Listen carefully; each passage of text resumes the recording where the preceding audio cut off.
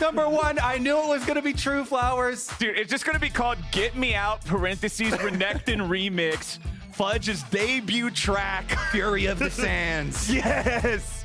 Well, we got the Renekton. We got Sejuani picked up next to it. The 1-2 punch, the wombo combo in the jungle in the top lane for the meatball front line. Stock standard stuff. Back in Immortals, what's it going to be? It's Viego in the jungle. All right, Viego for Kenvi. He always likes getting really aggressive with those invades. The Viego-Neeko duo is a pretty strong mid-jungle duo. Maybe Immortals can cook something up to get an end to their huge loss streak they've been building here. What do they want to round it out with? Bottom lane is left open here, so they're going to double down a little bit more dive here, Flowers. Neeko's always amazing in dive comps. Yeah. So they want to get that Kaisa early before the next round of bans come in.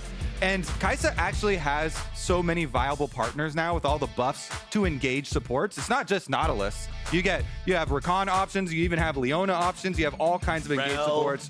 Rel plus Alistar, both very viable at the moment, so plenty of bottom lane champions to go along with the Kaisa here. They're not worried about support getting banned out, and Cloud9 will just lock in old reliable here, the Orianna. Cloud9 has about the most, like, if you asked an AI robot to draft a team comp in League of Legends and it would just pick the most common champion names on the internet, it would pick Renekton and Sejuani and Orianna. And I'm not trying to flame the Cloud9 draft or anything saying a robot could do it. I'm just saying these are the most common champions ever. Well, yeah, Ivan, yesterday they also had EMENES on the Tristana. He just completely popped off. So this is definitely a very different look for him, right? A lot more utility coming from the C9 mid lane and the top side of the map. The Rel is banned out. One of the more scary ones with Kaisa, just because Rel is so powerful right now, rising above the other engaged supports. We'll see if they do follow it up with like the Nautilus or something, or if they feel like Rel is the only one in the tier above that and all the rest are not as noteworthy. And I like the ban on the Xayah there. You're talking about diving in with Neeko and Kaisa. Xayah's really good at outplaying dive, getting herself away to safety, so Immortals want to make sure that Berserker can't just have that get-out-of-jail-free card there on the ultimate. Yeah, our good old Xayah and Kaisa meta has come full circle all the way back. Right back here. From Worlds. Imagine us, right back here. Yeah, Rumble, who would have thought? Who would have thought? Rumble banned out as well here, so there is going to be no solo aggression. I feel like solo's pretty much perma-tank duty though, so that ban is a little extraneous in my opinion, and just in case Immortals want to get a little crazy, I guess, and go double AP solo laners.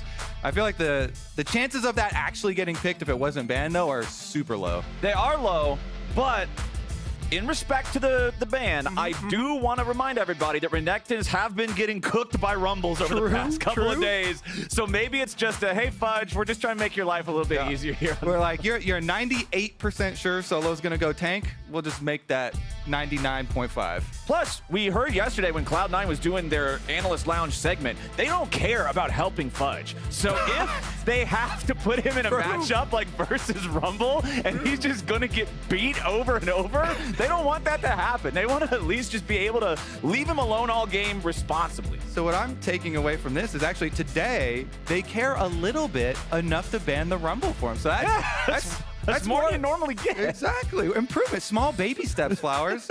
And there you go. We say tank for solo, you get tank for solo. Locks in the Malphite, plus that Nautilus we have been going over. So straight up what we expect from Immortals here, following on those first three picks, doubling down on hard engage, Treatz and solo, going to be able to set things up with Bolulu, full-on dive comp.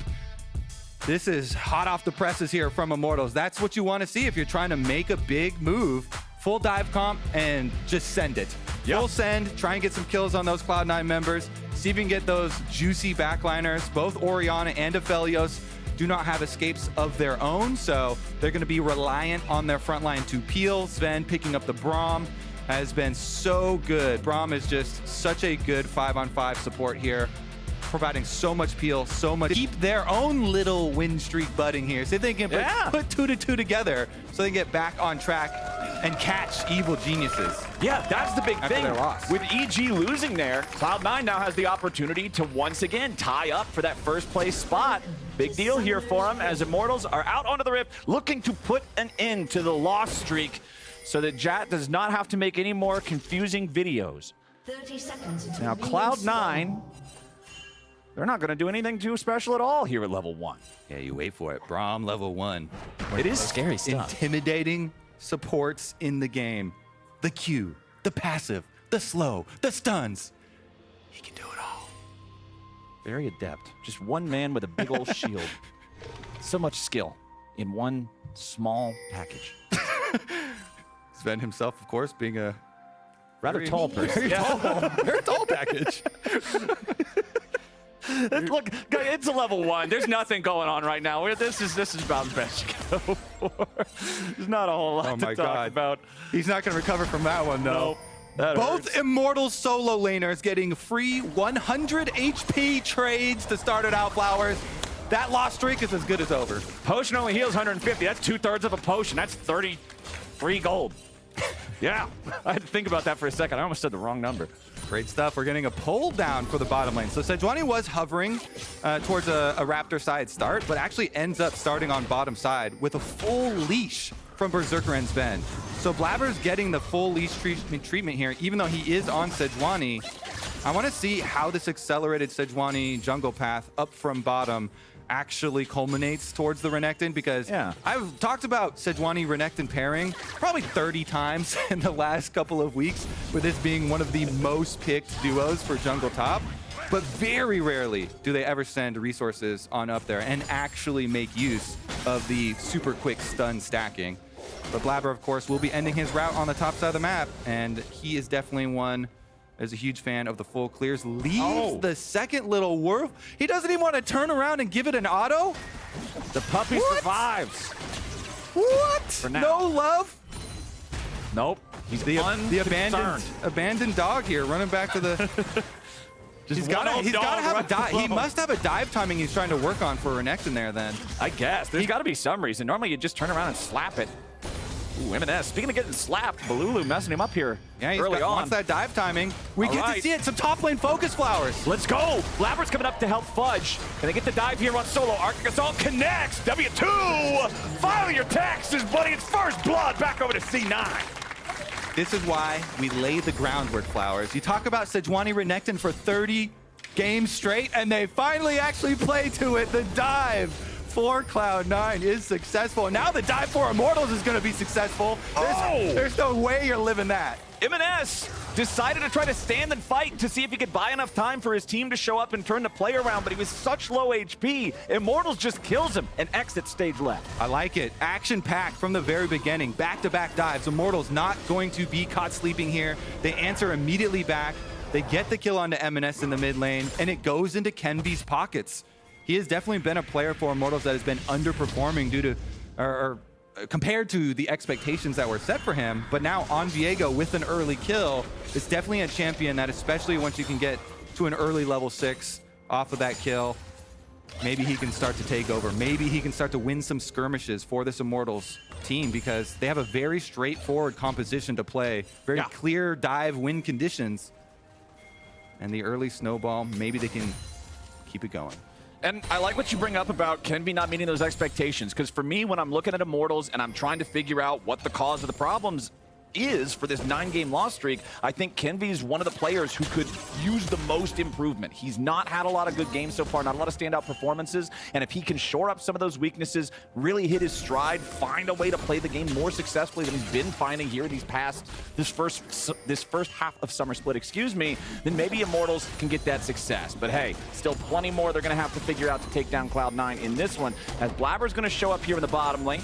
And as soon as that control ward is placed down by Treatz, it is immediately converted into gold for the side of Cloud9. Yeah, a lot of bottom side control here. And with the wave pushing towards Cloud9, that darkness makes it really scary for Immortals. So you're going to see now Tactical and Treatz cautiously trying to pay enough respect to the Sejuani while still trying to throw out W's, still trying to get the little last hits here without having to burn anything. Yeah, he's so scared. Couldn't even go up and get that one. Berserker scaring him off it. Zven threatening the jump here as well. And they have to wait for Kenvi to come all the way over and give them the assurance that the dark and scary fog of war is not home to a Sejuani. And he'll do just that. Kenvi lets him know. Okay, so now Tactical and Treatz are feeling a little bit better about it. Blaber pathing back up towards the top half of the map now. You can see that his presence up there in the top lane has not gone unnoticed. Even though Fudge was not the recipient of the kill there in that dive, he is up a couple of waves of farm over solo here on the Renekton versus Malphite matchup. Now, of course, playing Malphite, as long as your R key is not broken, you will have presence in the game. Oh man, they're gonna return to it too, Blaber. Are they going to make a liar out of me? Are they going to bully Malphite so hard he's not even allowed to play League of Legends? No, sir, it's actually Solo getting the kill first there from the turret aggro. Blaber nearly gives over a double, 17 HP left on the Sejuani. Cloud9 have a mission in mind, but it's getting a little dicey. Yeah, almost giving back the double kill there. Tiny bit more, and Immortals would have been super happy with that. Solo at least getting one counter kill for himself while his team is able to get the cross-map dragon here. So they pick up the objective in the aftermath. And while Cloud9 seem like they are on a mission to give Fudge some love after the interview yesterday and top lane being ignored, that might not be the best path toward victory now. But they do have the level 6 advantage on Malphite, so they're going to get this kill. Solo's able to get the flash away from the extra bit of Blaber damage there at least, and buys enough time to get one. A little bit more minion damage than that, and it could have been two there, but not quite. They also got a turret plate while going for the dive there, so a little bit of extra money on the dive for Cloud9, and while Fudge still has not gotten the last hit, is going to be ahead still pretty significantly. Plus, he started with that early Cole, 66 stacks left on that. Plus, the other cost of having Blaber go back up into the top half of the map yet again here nice and early on is Kenvi was able to take the Drake for free down in the bottom half of the map. 7 minutes into the game, that's an early mountain Drake for Immortals. They're happy to have that. If nothing else, it'll make it so Cloud9 can't have some early Drake stacking win condition that Immortals will have to answer before they're ready. But like you already talked about earlier, it's a straightforward Immortals comp. They want to dive, they want to fight, they want to do it as a team. So hopefully they can get to the point where when it is time for those objective fights here in a little bit, they're ready to go. Yeah, and we'll see about this, how the side lanes play out too. If this investment in Fudge does mean for Cloud9 later on, he's able to get the early push out and then roam over to the rest of the team to set themselves up with some advantageous objectives. If not, then we'll go back to plan B. Just protect Berserker. You can always count on him. And right now, they're just farming away on the bottom side of the map. Looks like we will get at least a Zven roam and a bit of a half roam here. Berserker going to follow too for the Rift Herald, so looks like it will be the full commitment up here, at least to the mid lane. Treatz goes in after Zven. I don't think he was expecting Berserker to be right there too, but Kenvi right behind him means that no real concern for the Immortals. What's HP on Herald right now? Because they've been on it for a while. Yeah. Nearly dead. All right, HP gone. 0. So all they needed was the roam up. Now we check the bottom tower. That wave getting up to the turret. Not even close. So Cloud9, they don't drop anything as of yet in exchange for the power play upriver to guarantee Rift Herald for themselves.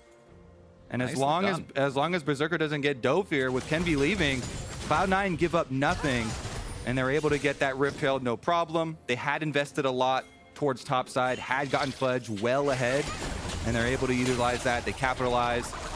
Rift Herald picked up for themselves, even though, of course, Immortals had that early dragon on the other side. This is going to help Cloud9 with the snowball. Ooh, Fudge going in after Solo, forces him to use that unstoppable force. The other direction means that even if he tries to teleport into a play here in the next 45 seconds or so, once those teleports become unleashed, he's not going to have the impact that he would like to have. Still nothing really to fight for, though, very soon, probably until that ult's back up anyway, just because there's no Drake for 2 minutes. The Herald just got taken. We'll see where exactly Blaber and Cloud9 want to drop that. I expect they'll probably just save it until the Drake spawns and then use it as a distraction, as we often see. Kenvi at level 7, Blaber at level 7. Blaber actually back in the lead in terms of farm here in the jungle, as Bolulu will just leave that little baby recall thingy. I don't know what the name of it actually is. The clone recall trick. Yeah, the clone recall trick. I don't know if there's actually supposed to be a name for it, but if there is, I don't know, because Neeko's banned in every game, so it's one of those champions that I unfortunately don't have all of the lingo down for. Well, yeah, you either spam the recall or the taunt or dance move to be able to have that animation play, and then the clone just lasts longer there. Right. And the term for it, the technical term, is annoying. Okay, that's what I was looking for, actually. Thank you. But Neeko is the X factor for Immortals in this game. This is a champion that, for a lot of teams, you don't really have any experience playing against because it's just perma-ban list. Every single team bans this champion every single game. You pointed out during draft how Cloud9 chose to focus on the target bans specifically in a metagame where often red side feels heavily taxed to get rid of the OPs, and that means they're playing against one of those rare OPs here. Remember that earlier on this split in the first round robin, C9 was one of the two teams that did get to play it themselves. Always count your minions when Neeko's in the game. Make sure there's not an extra little one following through. And it is worth noting, too, that the Neeko got slightly nerfed on this patch. The Q as well as the ult getting some slight touches. But like we said, with the amount of extra engage on Immortals, I don't think the ult nerf is really going to matter, being able to see her a little bit earlier, since they do have Malphite and Nautilus to start out the engages too, and it's just going to be a full dive for them. And we'll see about this 4-on-3. Kind of weird. Don't like those numbers. Sending 4 melee minions. Oh! Berserker trying to get away, but he will not flash out in time. Pop Blossom, Bolulu got him. Nicely done from the Immortals, picking off the Cloud9 AD carry. Yeah, nerf on that ult. Don't care. Still with the flash answer, they get the pick. Rift Herald used in mid anyway for Cloud9, so they still get that turret play money onto Blaber. Doesn't matter that nobody's close around. The jungler will always be guaranteed the plate money if nobody else is there to soak it, and they're gonna fight. Yeah, C9 saying, all right, you guys committed some resources killing off Berserker. Maybe we can get the fight now, and EMENES just explodes Kenvi, but now Zven gets traded back as Bolulu joins the fight. EMENES and Blaber in retreat as Immortals have a 3v2. EMENES flashes away from the dredge line and barely escapes the end of the hitbox. Okay, Cloud9 have stopped the dragon, and Berserker's back and alive. Blaber over the top here. Lulu in some trouble, disrespectfully walking right in front of the Cloud9 mid-jungle duo. What? So Immortals tried to make this dragon play through bottom side. They make their successful gank, they dive onto Berserker, they get the kill, but then transitioning over, they gave up all of the mid push, and so Cloud9 got a bunch of money off Rift Herald charge, plus 2 straggling kills, and it looks like off the reset from Berserker coming back from dying, they will also get the dragon flowers. Despite all of this starting out off of a successful Immortals tower dive, it is Cloud9 that reap the rewards. Bolulu wants that one back. I'll tell you that right now. Just walking through that little pathway next to the Raptor camp, giving over that free kill at the end of all of that. Feels bad, man, but Fudge will just go back to farming underneath this tier 1 turret here. Solo at least picks up a single turret plate before the plates fall here in about 35 seconds or so. Has the Sunfire Aegis completed, so not nearly as scared of the Croc as he used to be. Patience. Plus 3,000 gold for C9. Immortals looking to even that out a little bit further here as Berserker has to get away. The Heartbreaker from Kenvi sets it up for Tactical to find the first kill. Zven retreats in time back underneath the tier 1, so it will not be more than just that single kill going over to IMT, but Tactical's looking for some plate money. And they want to teleport behind here from Cloud9. They want to catch some extra kills on the way out again. All right, Fudge factor coming in big. Tactical, very low. He knows he's dead no matter what. And Fudge is looking to lock down Treatz and make sure it's not just one for the side of Cloud9. They'll get both enemy bottom laners, and C9 goes up 6-5. Again, another Cloud9 collapse. In the end, they get the last laugh. Blaber with the flash there on the W from Sejuani to guarantee he gets slow on both, and they're going to be able to pick up both kills with the commitment of their solo laners here.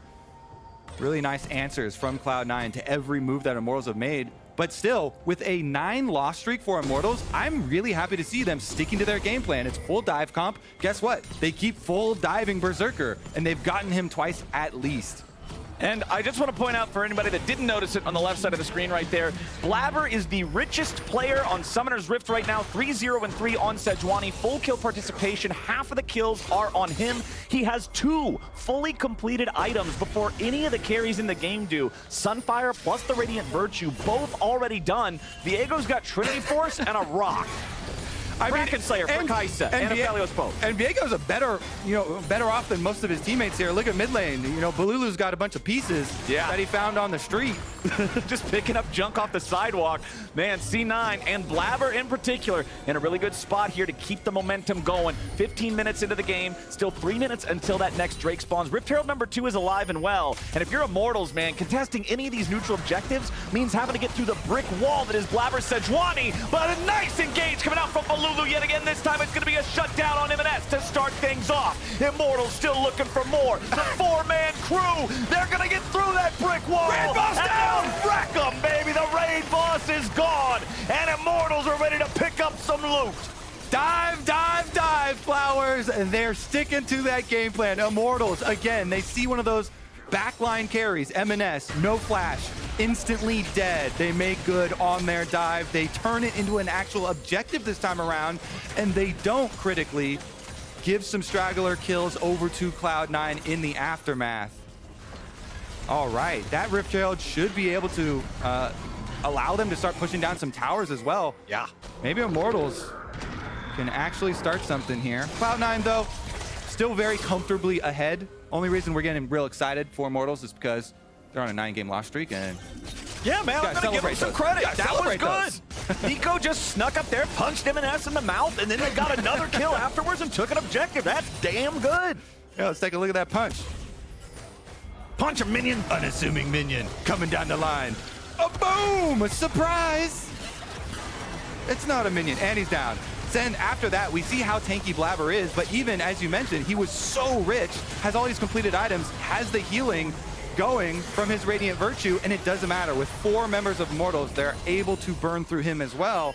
So getting the extra kill after that, as well as the Rift Herald, actually gives you some comeback hopes there for Immortals. 1v4 is tough numbers, man. You can have all kinds of items. 1v4 is going to put you in a rough spot most times in a game of League of Legends. 2,000 gold still, the lead for C9. Sounds pretty good 17 minutes into the game, but it sounds a lot worse than the 4K that they were up just a couple of minutes ago. Less than 60 seconds now until our third Drake of the game spawns. Teams currently tied 1-1, so nobody's super on track for a soul just yet. And it's Chemtech soul, which most teams, I mean, let's just be honest. They're gonna dive again, Flowers. They don't care about it as much. They open up the playbook.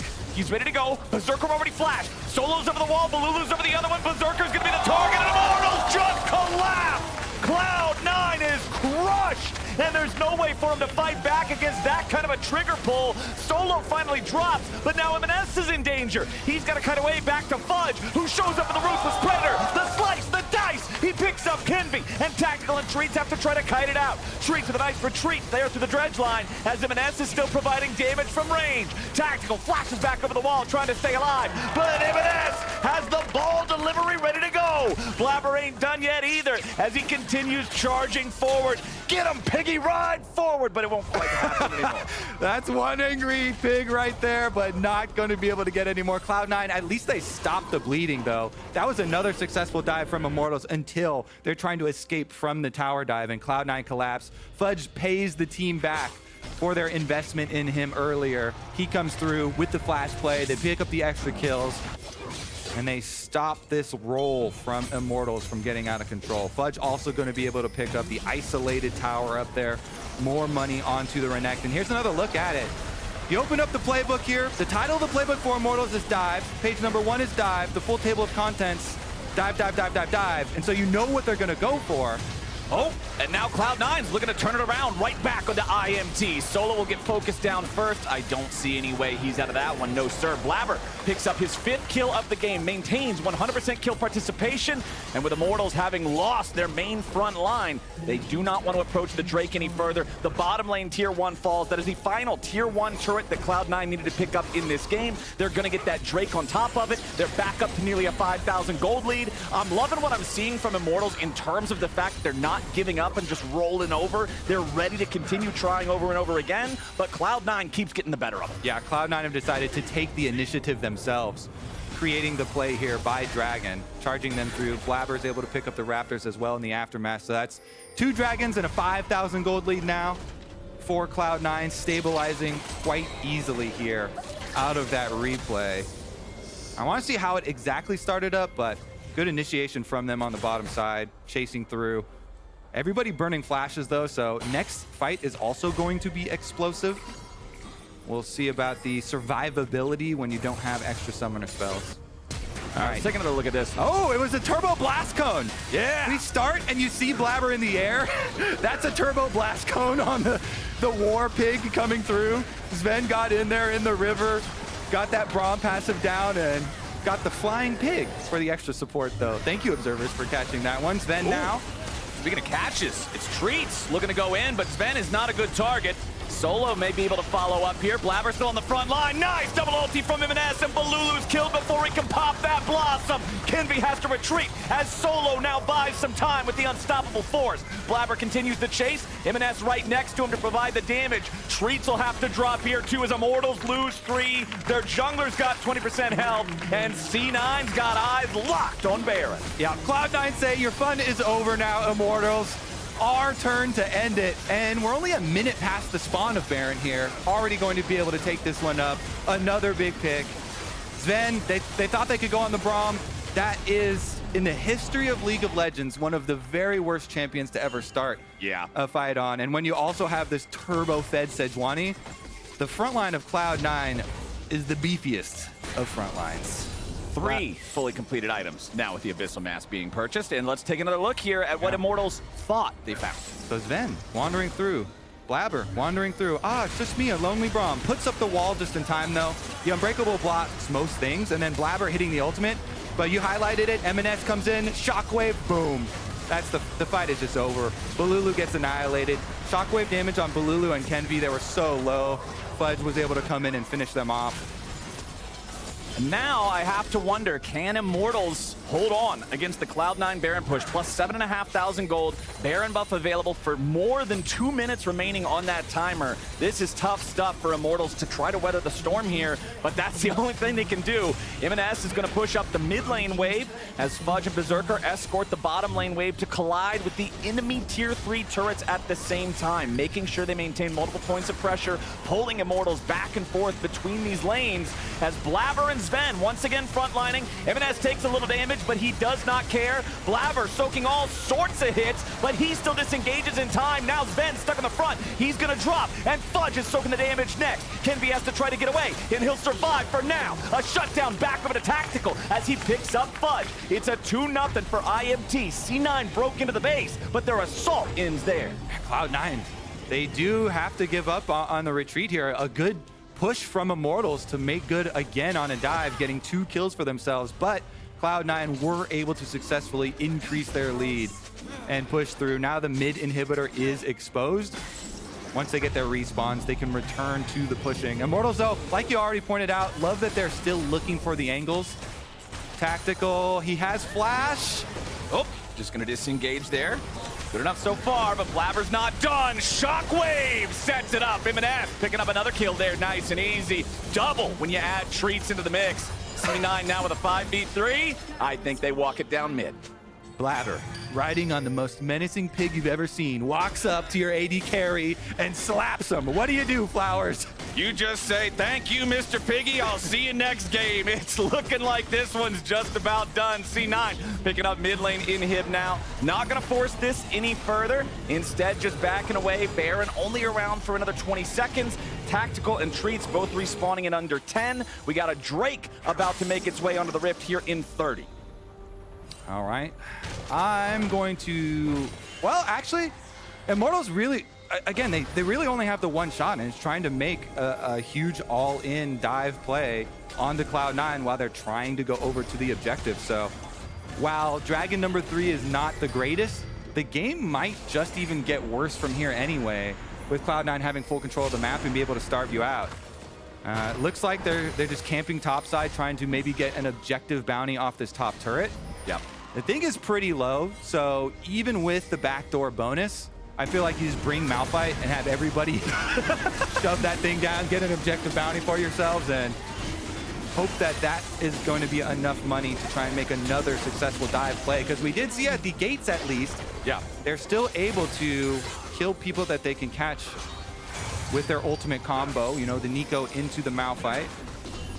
Well, C9 is pushing up that bottom lane next. Berserker's not here. Fudge is not here. Fudge can join with the Unleashed TP whenever he needs to. Berserker is off in La La Land, though. He's just pushing up mid, picking up some more of those resources. Still only 2 fully completed items on the Aphelios. You can see Tactical has 3 there on his Kaisa. I'm expecting Berserker to have a lot of money in pocket, and he's probably just finishing up whatever he needs to buy a fully completed item once he bases. Yeah, I mean, Berserker is kind of chilling. He's like, you know what, Blaber, you could go ahead and carry this one. You've got enough damage with a Sunfire, Abyssal, Amp, right? Yeah, good enough. EMENES is hitting all the shockwaves, so there's be enough. So many games where Berserker just shows up and cleans house and he feels like this inevitability.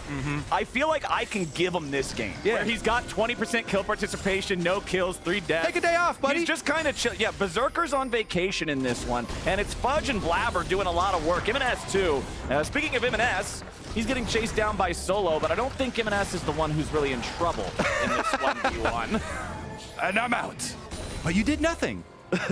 Yeah, exactly. It's the anime guy disappears meme.